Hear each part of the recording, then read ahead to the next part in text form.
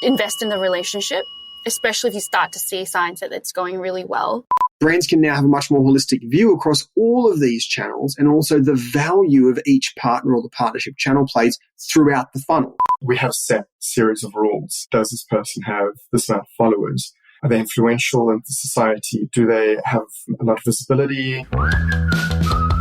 Welcome to Add To Cart Upskill. We have partnered with one of our industry friends to teach you a new set of skills.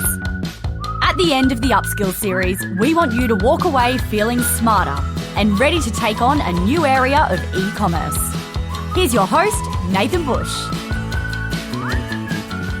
Hello everyone, Bushy here once again for episode 3, the very last in our Upskill series with Impact.com. I'm sad to bring it to a close, but excited for what we're going to get into today. This time, we are focusing on how to optimize and grow your partnerships. As usual, before we join our special guest, it's an absolute pleasure to check in with July's Global General Manager, Zoe Lowe. Zoe, here we are, third and final episode of our upskilling series on incorporating partnerships into your marketing mix. Welcome back. Nice to be back. We are going to dive today into how to grow and optimize your partnerships. So we've got a partnership program in place. How do we take it to the next level? Something that you are really experienced with. What have been your tips? Like if we were to ask you for one tip around how to keep your partners engaged and growing with you, what would be your tip? My biggest tip is to actually invest in the relationship, especially if you start to see signs that it's going really well. In fact, I'll give you a clear example. One of our best content partners, they run a really successful SEO blog. They're a couple. It's all done over email. I've called them. I actually remember everything. Like I remember when their trips are coming up and you kind of like chat to them continually, and they in turn know that you're invested in their performance and they're also invested in your brand. I invited them to the office. They've done a tour. Everyone has a different process. For us, what really works is having a proper relationship with each of them. Amazing. And that's the theme we've seen already come through in the first 2 episodes around how important it is to have that real relationship. And I expect it to come through again from our special guest today. Before we do, what about you? What are you seeing in the future of partnerships? What are some of the channels that are really exciting you right now? We are really excited about kind of leveraging the affiliate aspect with all our influencer relationships, especially here in Australia. We are seeing quite a bit of traction with LTK, like to know it, so especially with our products. So that's something that I'm really excited about. The social commerce and influencer part of our business was in one role, which also encompassed social media management. And now that we've grown, we made the decision to kind of split that off into 2 roles. So now social commerce and influencer management is actually its own role handled by one person. So it's definitely a priority for us to continue to grow this channel because we're seeing such great movement from it. I mean, with a product like yours, you must have influencers banging down your door hoping to be partners, right? We get our fair share. All right, let's dive into it. Let's explore how to optimize and scale your partnerships. And we have a special guest today, Rainer Schmid from Bikes Online. He's going to share their growth strategy, not only here in Australia, but beyond. Let's throw over to him and we'll see you at the end of the episode.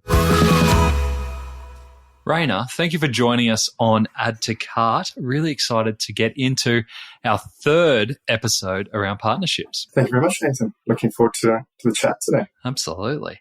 Now, as an expert in partnerships, we are going to dive into how to optimize and scale partnerships. And I know you've got a lot of tips for our listeners on how to take them to the next level. But before we do, let's go back and give us a bit of background. You are the Global Director and Marketing Manager at Bikes Online. We are lucky enough to have had Jonathan on before from Bikes Online. That's right. Amazing story. Tell us about your role in the organization and what you do.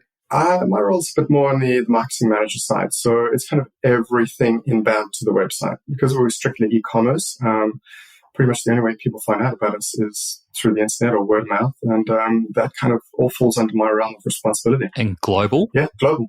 when we have a bit of a low season in Australia, it's high season in the US. So I'm always busy. It's quite fun. What's the seasonality on bikes? Seasonality, it picks up in spring. Okay. So as things start to warm up, that's when things pick up. And then it runs all the way through to things start cooling down.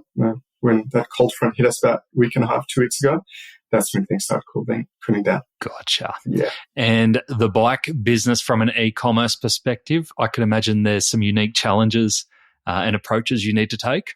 Oh, yes, very much so. Because so the nature of the product is it's quite unique. When you're spending up to $11,000 on a bike that you can't actually touch, you can't take for a ride before you buy it, there's a lot of research that goes into buying that product. But it's not, so all the products are not the same. So when we have a look at, say, parts and accessories, that's a little bit more of a consumable. So people will repurchase quite regularly. But yeah, when it comes to bikes, it's a once in 5, 10, maybe even 15-year purchase.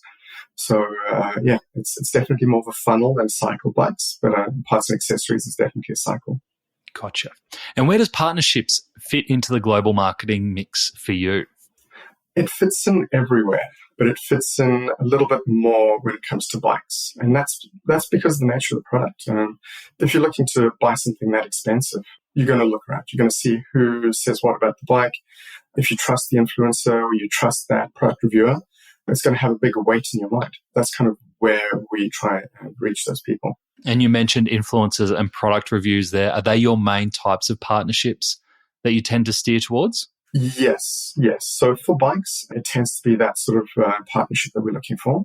But when it comes to parts and accessories, it's a little bit more of a people buy the cheapest option, or if they can buy more than one product together at the same time and get quick delivery, that's when they'll buy that from us. And in those situations, that's where coupon codes or cashback works really well.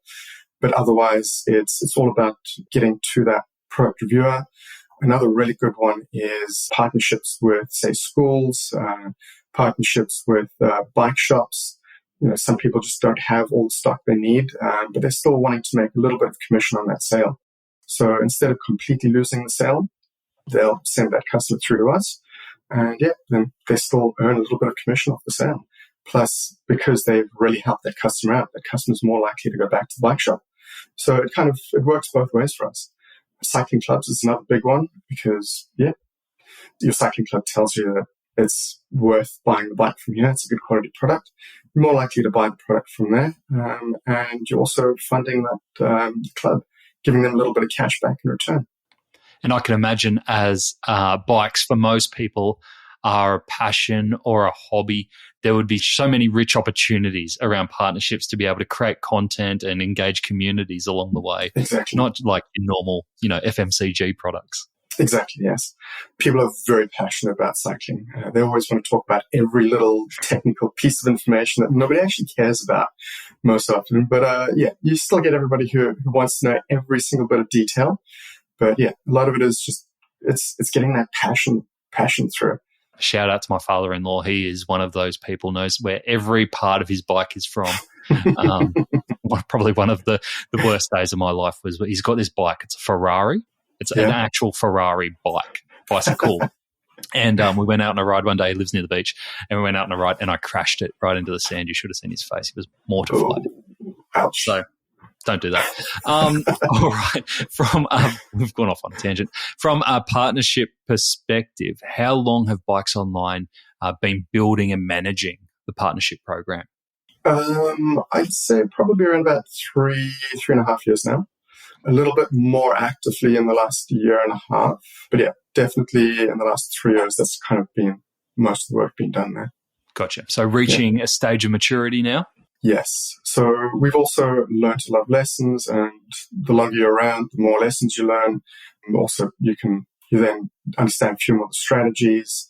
The longer you're in any game, the better you understand it. Absolutely. All right. We are here to dive into some of those lessons and to take your knowledge from you. So to kick off, I'm really interested in talking about partners, because once you do get to a maturity in partnerships, I can imagine that you've got a good understanding of what a good partner looks like, and you are working consistently with those good partners. What does the working relationship with partners look like once they are engaged and have a bit of a rhythm going on? How often should you be talking to and engaging your partners? That's a bit of an interesting one. It's as often as you really need to. It's when you have new products, when you have new campaigns, whenever there's something new and interesting that influencer or that partner would find beneficial, that's definitely a moment to engage. Other opportunities to engage is if you are looking for ideas on how to do something and how to run a campaign. Those people speak to a lot of other of your competitors. They have a better understanding of what else is going on. So you can get a bit of insight from them from there. And the more you engage with them, obviously, the more they keep you top of mind, the more content they create for you. So it's just a cycle. That definitely came through in Michael's conversation earlier, is not just about engaging partners when you need something from them or you need to push something on them, is to go to them and go, hey, what are you doing? What are your goals? How can we help you do that? Do you do a lot of that work as well? Yes. We also pick up the phone and call some of them. So if there is anything that we feel they could benefit from, so if we launch a new program, we launch a new VIP commission rate, something like that. If we're contemplating moving to a different partner program, all of that sort of stuff, it's always good to chat to them around all of those things. And given it is such a passion category, do you ever do anything out of the ordinary to keep them engaged, whether that is tours or events or cycling events, to kind of go, come with us and experience it? Yes, we do that. So there's actually a big event in the US, Sea Otter, which is happening this coming weekend. And we have reached out to a number of our ambassadors across the States to come join us there, create a bit of content with us. And the nice thing is, because we're all creating the content together, all of our ambassadors are sharing content with their networks. So each ambassador is getting a larger share of network because everybody else is sharing it. The network just grows. We also do some fun things like every year when we have our birthday festival, the month, we'll get them to record a little bit of an insert for it. We send them freebies, so whenever they're doing product reviews for us, we'll quite often just let them keep the product. They've normally got so many bikes and things in their garage that they don't want another one, so they give it away to their fan base. The fan base loves it. It gives us a little bit more visibility. It gives the ambassador a little bit more visibility. There's lots of fun little tweaks and things that you can do around that. And if you do those things where you're going to a little bit more investment or effort, such as throwing events or inviting them along on tours or giving them product, does that come with any pre-discussed or arranged obligations around the types of content that you want them to create or the messages that go out? Or is it literally your approach is come along to this, experience it, and then you do your message out to your community? It kind of depends on the event. Sometimes we will specify we will fund your travel to the event. We'll fund everything for you for the event. What we expect is X number or X amount of content. So 3 videos and a couple of posts on Instagram, whatever it happens to be. Sometimes we'll just say, join us. Let's have some fun. Let's go for a ride. So it all depends on the event. Yeah. But I do think they enjoy the let's go for a ride more than anything else. Love it. And what about disengaged partners? Have you had any moments where you have had where it was like you had an awesome relationship with a partner, it was really pumping along, and then all of a sudden you go, oh, that's gone a bit cold? Have you had that before? Yes. It's just the nature of business. It always happens. If you don't keep speaking to people, they forget about you. When that sort of thing happens, you just got to reach out to them, give them a quick call. That's where it comes down to having a relationship with your ambassadors, especially the valuable ones. You never want to lose the valuable ones. So you always need to maintain that relationship. It's that 80-20 rule. 80% of your content comes from 20% of your partners. And if you ensure that 20% is well looked after, you won't have to worry about losing them. But when it does come to losing the other ones, it always helps to have a little boost of a campaign. So you say, we're giving away bonus commissions for this month or for this product. Here's some content for you. Please reach out if you'd like to do a review on the bike or if you'd like to do a review on the product. But yeah, it's all about giving them a bit of an incentive Money generally works quite well. Can't all be bike trips, right? Exactly. As much as we want it to be, it's, people still need money to buy food. Exactly. And do you have any specific metrics that you look out for in terms of trying to keep across partners that might be soon to churn? Yes. So if we see that there has been a high volume of clicks coming from a particular partner, and when I do my quarter-on-quarter reviews, and I see that a partner is kind of falling off, that's definitely a big signal that this partner needs to be reached out to again. That's probably the main one that I do. Yeah. Because the buying cycle of a bike is a long period, 3 months at least, more often than not 3 months. So if you're doing it month by month, there's just not enough seasonality or pattern. But if you're doing it quarter on quarter, you get a little bit more data to work with. You can see the patterns a little bit easier. Even if there's a bit of seasonality in there, you can see everybody's kind of dipping down. So yeah, it's a more efficient way of managing it all. Makes sense. When you talked about the 80-20 rule for partners, do you actually have a clear tier structure for the different partners that you work with? Like internally, you probably don't share it with them, but do you have yes, these are our key partners that we've got to look after and they get this level of service versus these ones who are nice to have? We definitely have that. You'll always end up having favorites. One of my favorites is actually a website across in the States called Two Wheeling Tots. It was started by a pair of mothers just after they'd had kids, and they loved cycling and just everything kids related. So they started a blog on it, and now they're earning thousands of dollars from us each month just on reviewing bikes and just the sales that come from that. And we're only one of their partners, so they're raking it in. Did you approach them or they approached you? I don't actually know. That was before my time. Yeah. But I've got a feeling we approached them. Yeah. The main guy who manages affiliates in my team, Phil, he used to actually be an affiliate himself. He used to do all the bike reviews, and that's how we got him on board. And he's very well ingrained in the network, and he knows everyone, and everyone loves him. So, yeah, he's a valuable asset to us. Yeah, I was about to say, in terms of people like Phil, I bet you don't come across them too often that already, amongst the community, that when you bring them into their organization, they kind of link between the partners and the brands effortlessly. Yeah.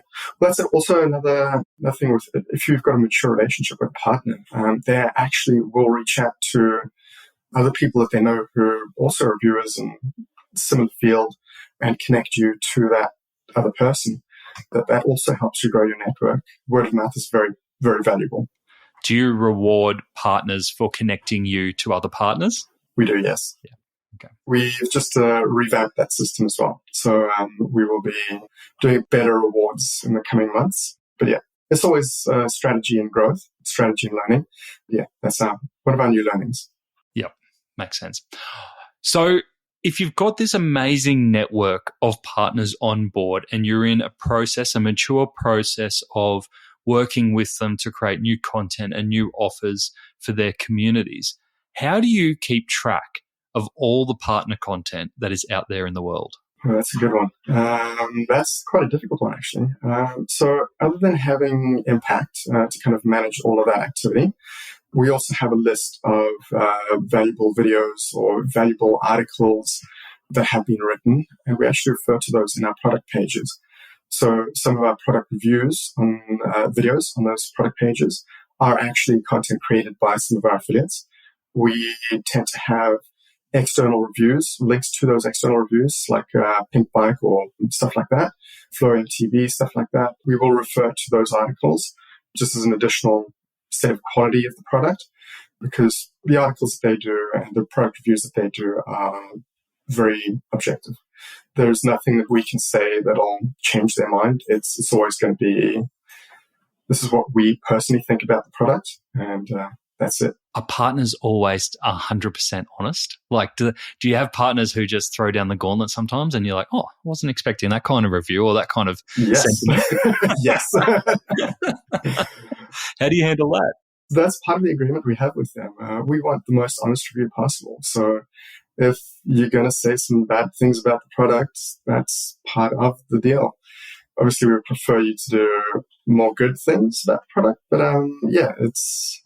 if you are going to say some bad things, please tell us as well so that we can make sure we fix that. because we actually have some good relationships with the bike manufacturers. So we send a lot of those hints and tips back to them, and they use that in future model production. So yeah, anything that they find negative, we will look to upgrade and change and fix in the products.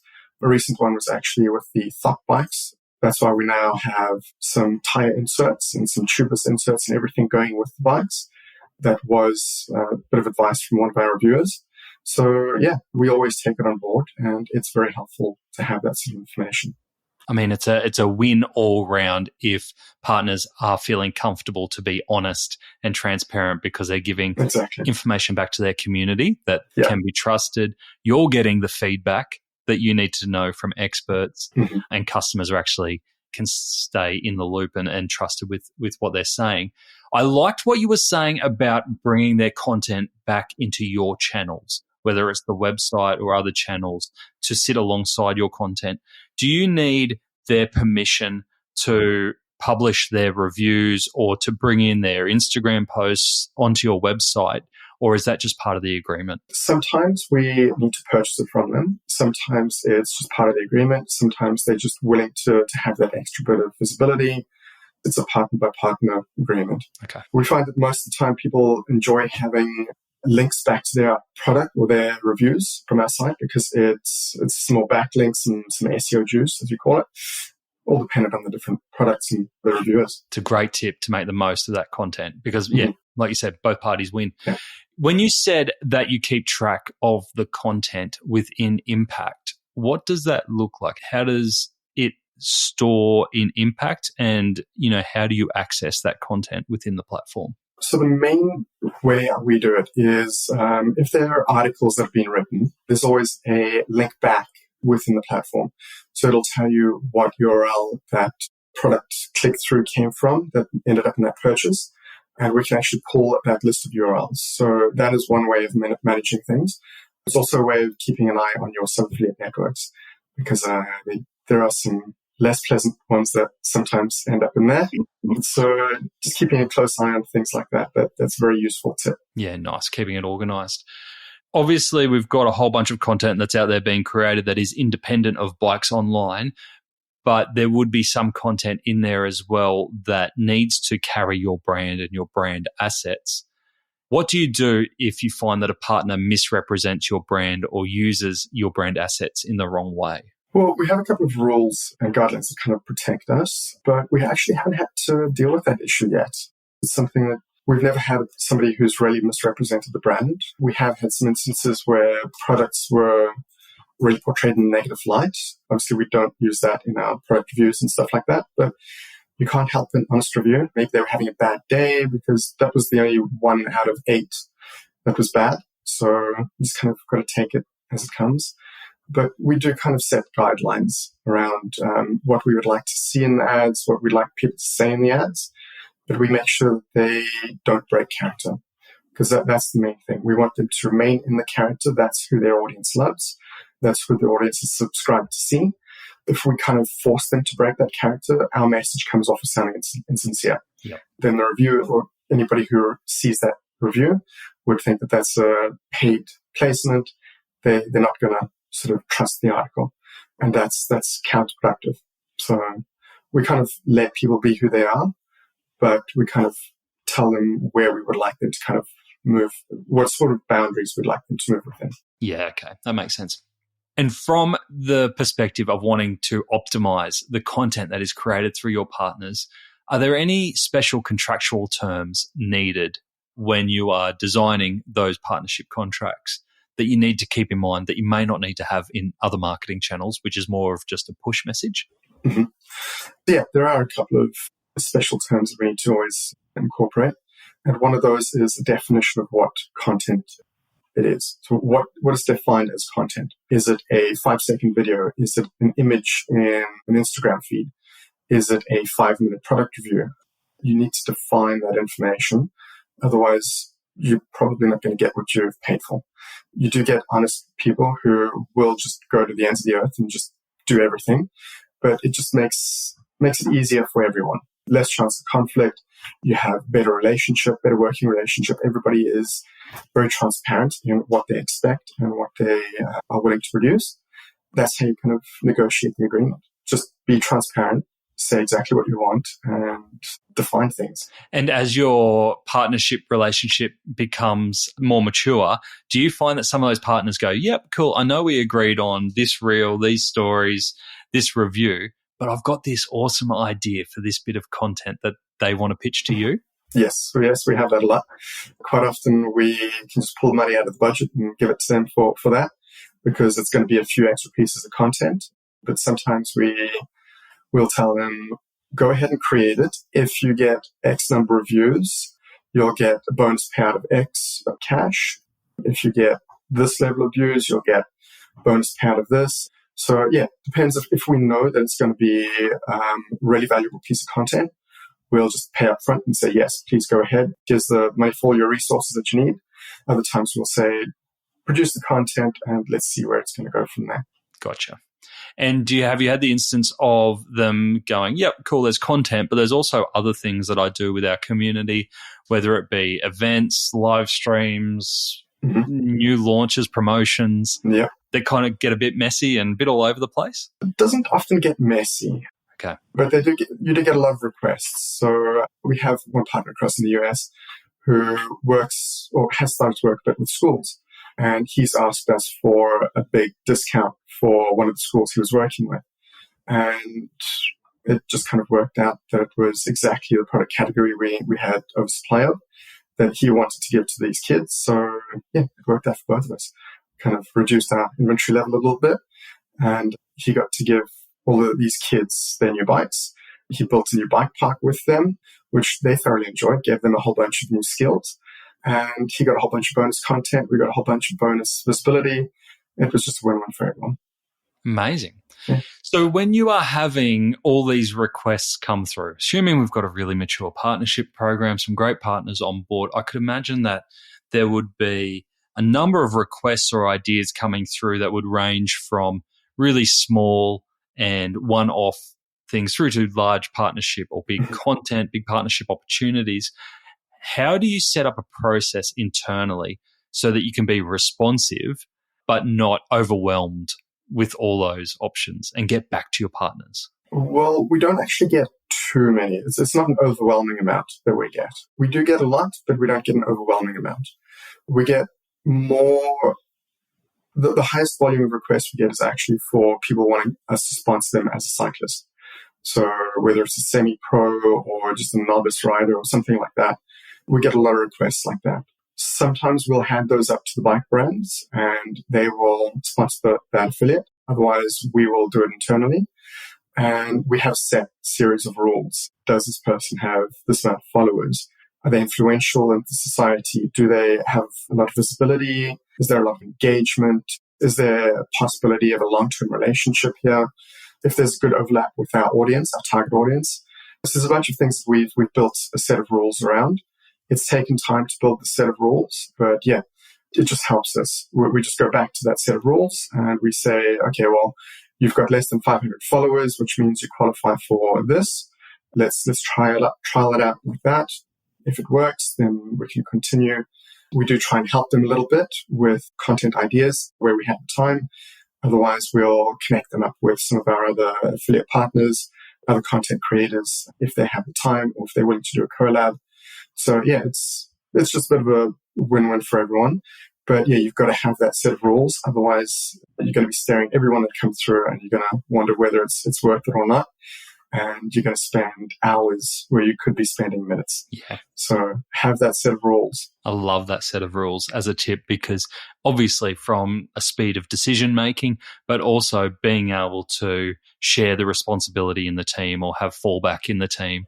Everyone knows how we make decisions and, Exactly. and it can move forward.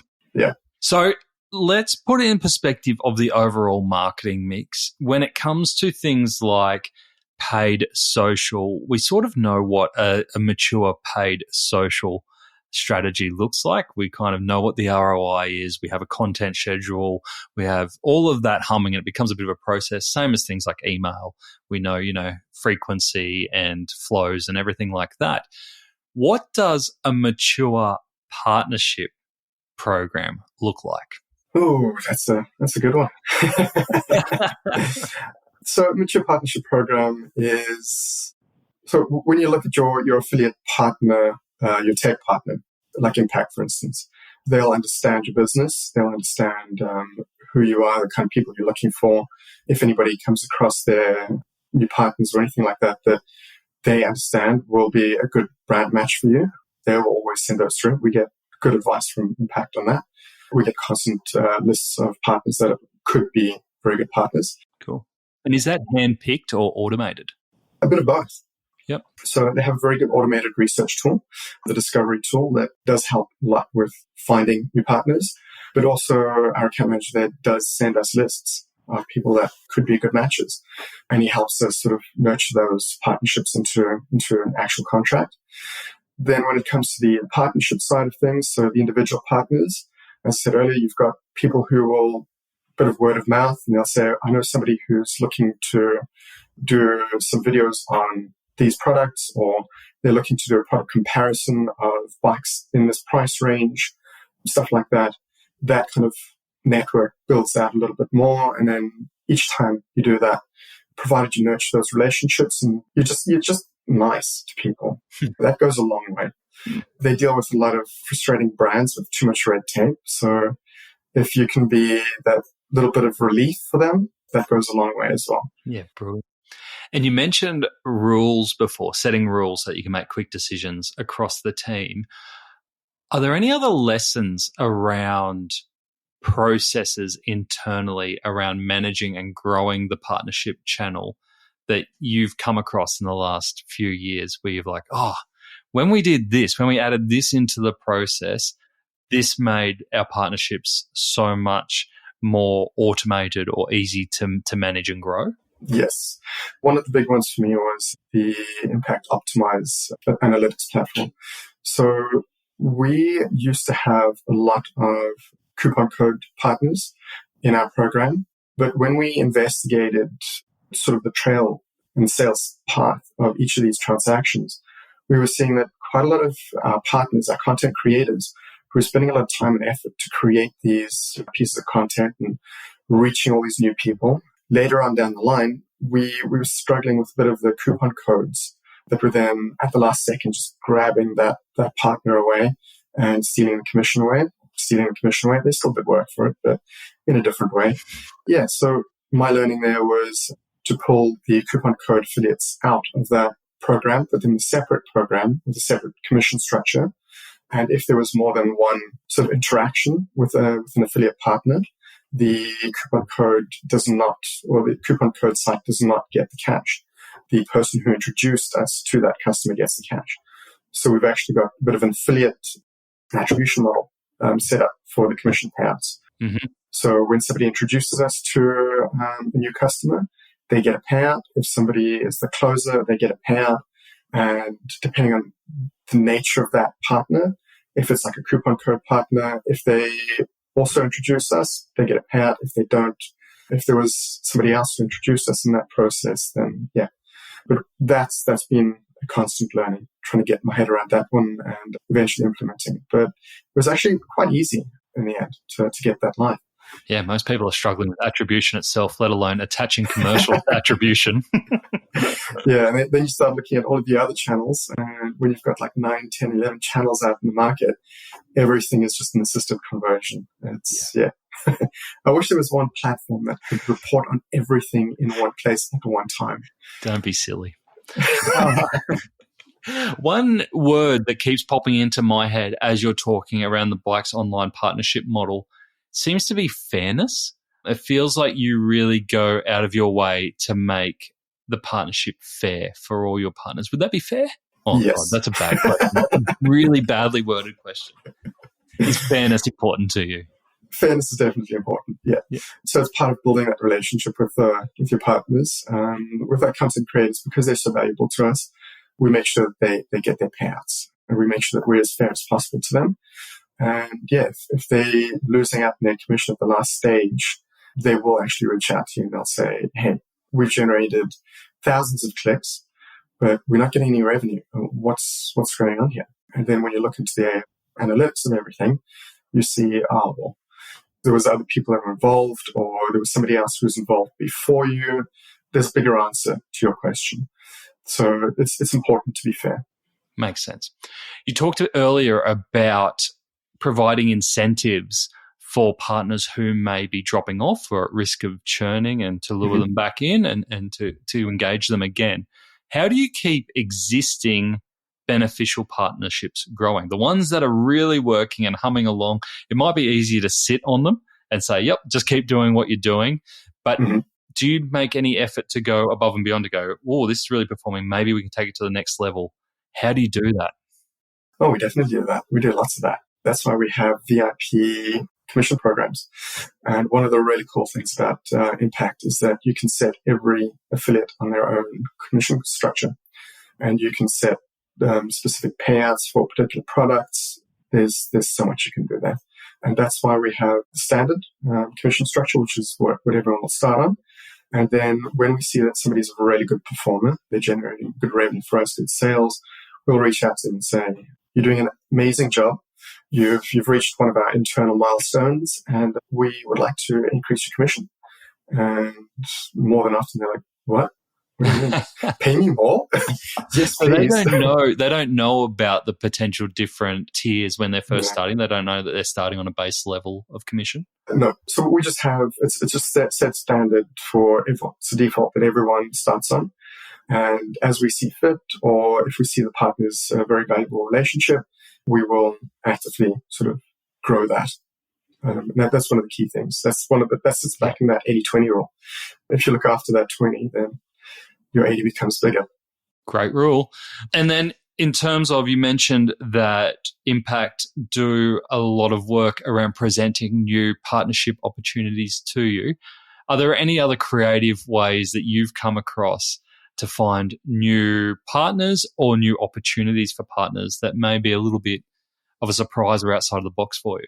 Yeah, well, it kind of depends on what you consider the box to be. But yeah, we have a couple of things. So other than having sort of like school programs, we've got those coaching programs, so coaches that form part of our affiliate commissions.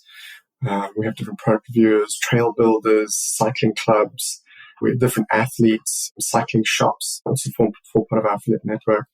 But yeah, each of these is it's a different way of approaching how you can reach people. One that I'm actually looking into is whether we convert our customers into affiliates. So we tell our customers, tell everyone about your bike. Here's a link. You can earn cash. I love that. Which also kind of works as a bonus for us because hopefully they spent that cash on our site. Yeah. So very smart. But yeah, that's one new one that I'm going to be investigating soon. That's great. I love that idea. What about then if you start bringing customers into it? I'm assuming then you've really got to think about partnerships in terms of your overall marketing channels. And what you've shared today, I think you've established partnerships as something you need to really consider, stay on top of, make sure it's fair, make sure you're nice, like have that one-on-one, really nice relationship with those partners, which is different to how you would normally buy media, like how you would interact, say, with Facebook. How do you make sure that you integrate partnerships with all your other marketing channel activity? One of the ways we can do it is when we have our different campaigns that we're launching as a site, we can upload those campaigns into Impact. And then our partners have access to that material so they can post it. We also have a product feed running up into Impact, which means that if product review sites, like we've got so many of them, when prices change on our site, live prices on their sites change as well, which means that our products look even more appealing when compared to competitors' products. There's lots of little things like that we're trying to do. When you get to a certain level of partnerships, and you've got so many of them, you actually need to start employing agencies to help you out with that as well. And those agencies can help you out with the rest of those partners. So the less valuable ones, and you specify which partners you want to maintain that relationship with. So that's something we're in the process of implementing at the moment, is getting an agency on board to help with that expansion of the channel. And are they partnership-specific agencies, or are they broader marketing agencies?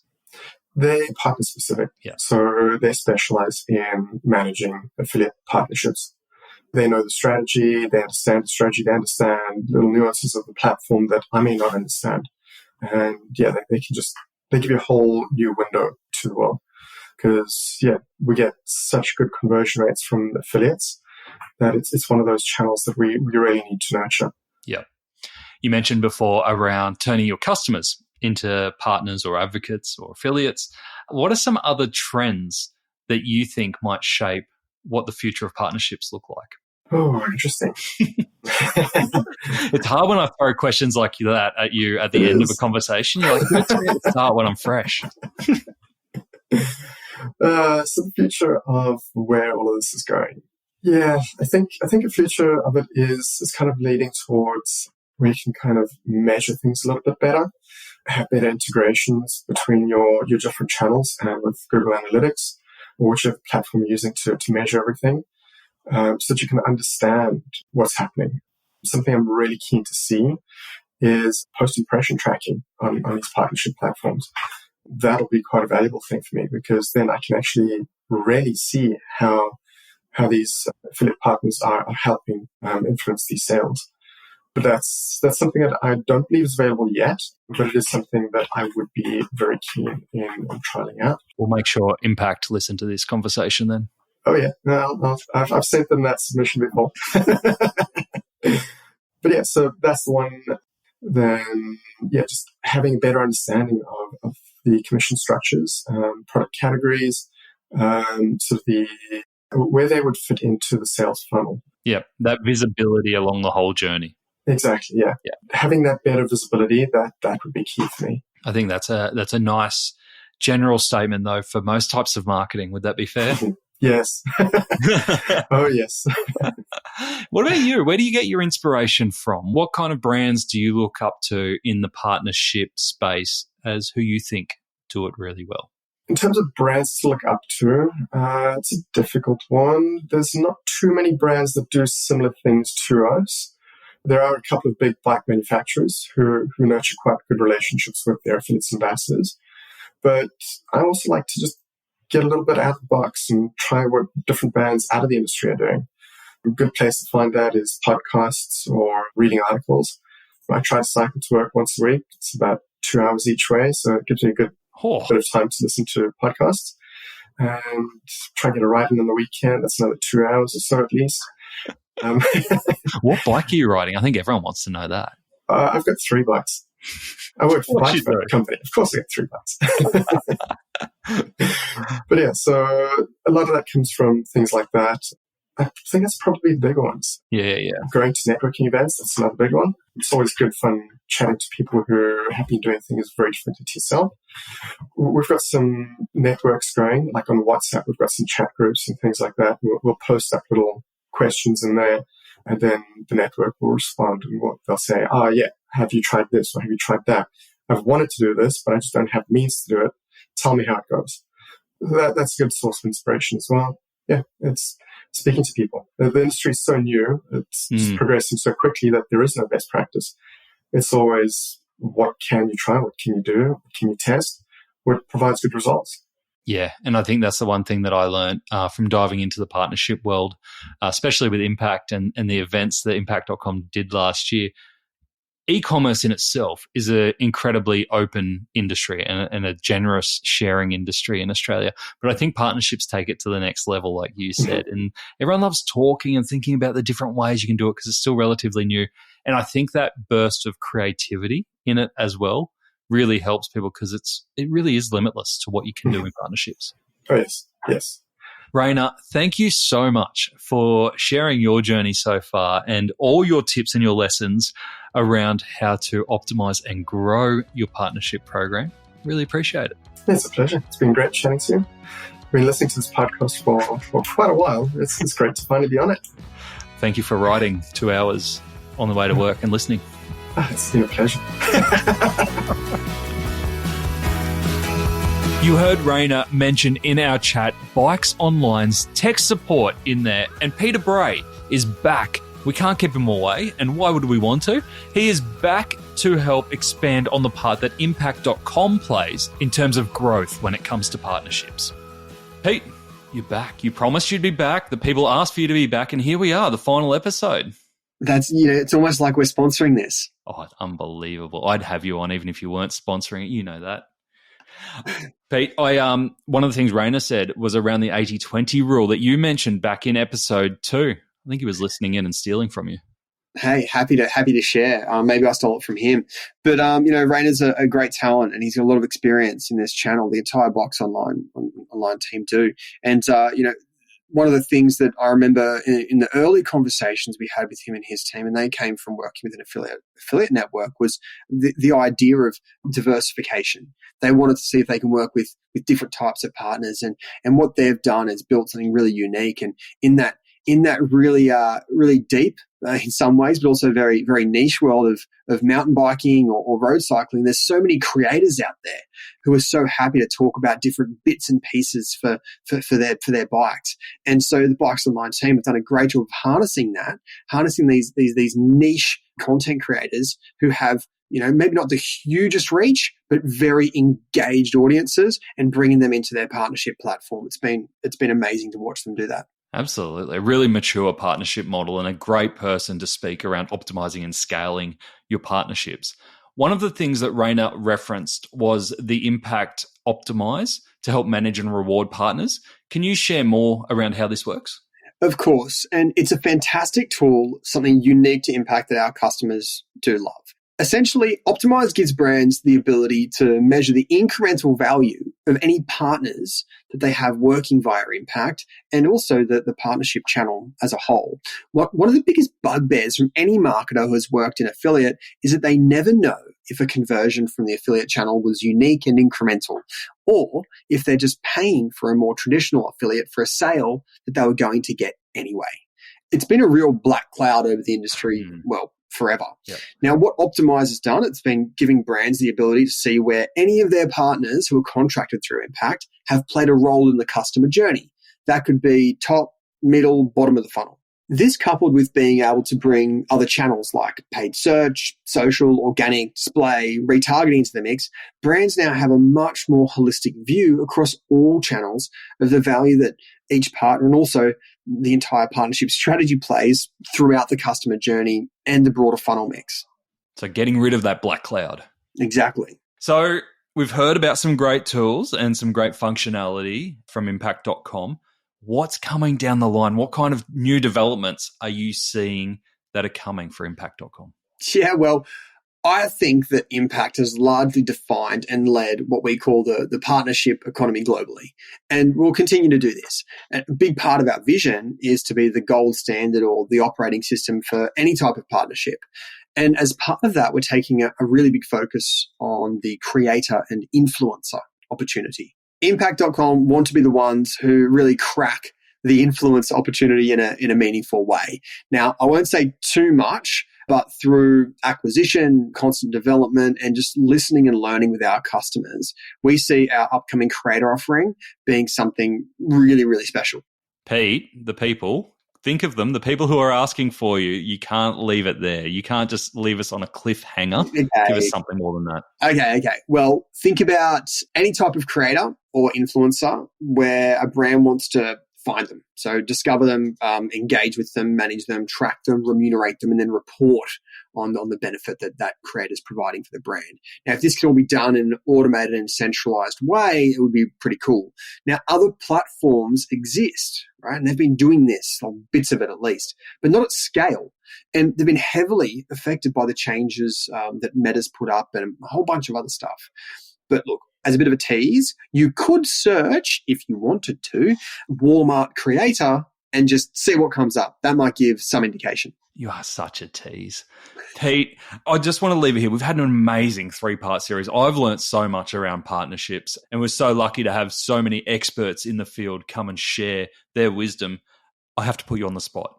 What's a standout partnership program that you've been part of? What's your favorite baby? Oh, look, I can't say just one. There's a lot, but I'll give you 2 examples.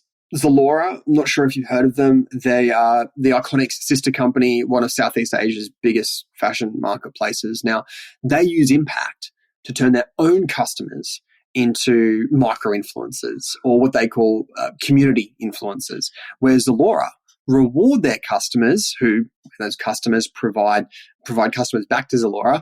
They reward them with cash back to spend at Zalora, or cash to spend wherever those community influencers want. That's cool. That's a really cool one of thinking about partnerships in a different way, in a totally automated way as well. And the other one, I'm pretty sure you're across because you've had the CEO and myself on this podcast. We talk about Zero Co. And of course, their CEO, Mike Smith. They're a circular economy business based in Byron Bay with a mission to rid the world of single-use plastics. And their partnership programs are just exceptional. And one of my favorite ones is the Sustainable Schools program. So what they do, Zero Co work with schools, and schools promote Zero Co to the family members of their students. And if those family members sign up, then Zero Co pays the schools a commission. So Zero Co are partnering with schools to turn them into an affiliate. By that, the schools are delivering an outcome for Zero Co, and the schools are getting rewarded. That, along with their Sustainable Stays program, Zero Co have really lent into this partnership opportunity, and their growth numbers really say everything. Great example. 2 of those. Thanks, Pete. Now, I think you've given everyone their Pete fix. 3 episodes. Pete, it's been great to speak with you again. Thanks, Nate. Absolute pleasure. Thanks for giving us the opportunity. Zoe, this is the third and final recap that we're going to do. I'm a bit sad about it, actually. But we had a brilliant discussion there with Rainer around how to grow and optimize your partnership program. One of the things that I loved around what Rainer mentioned that they do at Bikes Online is the special cycling trips that they do with their best partners. What do you do at July? Do you go above and beyond? I know you mentioned at the start around bringing some of your partners into the office and showing them some love with phone calls and remembering things about them. Is there anything else that you do to keep your partners excited and engaged? I wish I could say that I take all the top partners, just me personally. I take them to Paris every year. I wish. Private charter to Paris. Private jet. Yeah. No, we are just not at that level yet. I really would love to. There are brands internationally like Revolve who activate in events like Coachella. And we are starting to look at opportunities like that where we can, win across multiple channels. But for now, we stick to the basics, which is to make sure that it is a win-win-win partnership and also just be very, very pleasant and easy to deal with. I guess if you don't have that budget, what you do have is the ability to make it really easy for the partners to do their job and really enjoyable for them to help you and to go above and beyond. So I would invest instead your time and effort, which is cost no money, to make it really easy. So hand everything on a platter to them. That's amazing because Rainer actually said in his episode that it's about being nice. And I wasn't expecting that out of a partnership upskilling series, that to be one of the key themes, about just being nice to your partners as a simple tip. Definitely. Makes sense. The other thing that Rainer said is that he makes sure that they naturally have tiers of partners. And he talked a lot about the 20-80 rule, where really make an effort to look after those top 20% of partnerships that are really valuable to them and show that they're invested. Do you have a similar tiered approach at July? Yes, we not so officially, but we definitely know the ones that continually and consistently perform. And we do go out of our way, to ensure that they're always engaged. So that might be a simple one is we often tell a lot of the product reviewers, hey, this is what's coming up. This is what's in the pipeline. The stock will be here. Do you want to test? Or, if we've sent something recently. So just keeping up comms alone is probably the best way for us to keep the top 20% engaged. Yeah, fantastic. All right, 3 weeks. We've covered a hell of a lot in this upskill series. We've gone from assessing whether partnerships are right for our marketing mix through to how to get them up and running and manage them on a day-to-day level. And then now, today, how to grow and optimize them. If we've got listeners going, cool, I think I'm ready to go. I'm across the world of partnerships. I'm ready to dive in and optimize and give it the best shot for my business.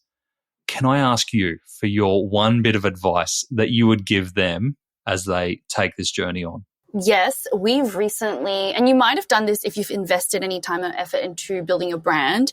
We recently did, sorry for any technical brand people out there, but it's like a map.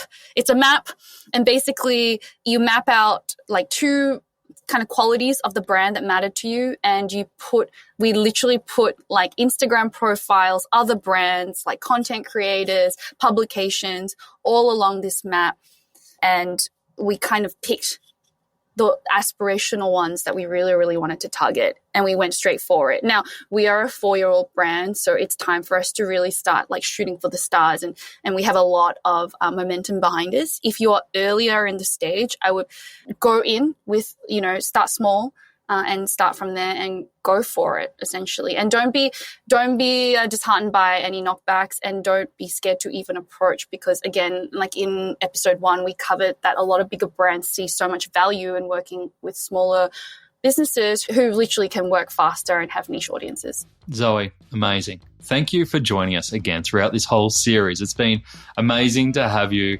join us on every episode to give your perspective before we dive into each topic. So thank you so much. And it's always great to have you on Add To Cart. Thanks for having me. Now, the learning doesn't have to end here. For more learning resources and access to the Partnership Experience Academy, where you can get a free online partnerships accreditation, or just to have a chat with the impact.com team, head on over to get.impact.com/Add To Cart series. We will make sure that link is in the show notes as well if you want to go check it out later.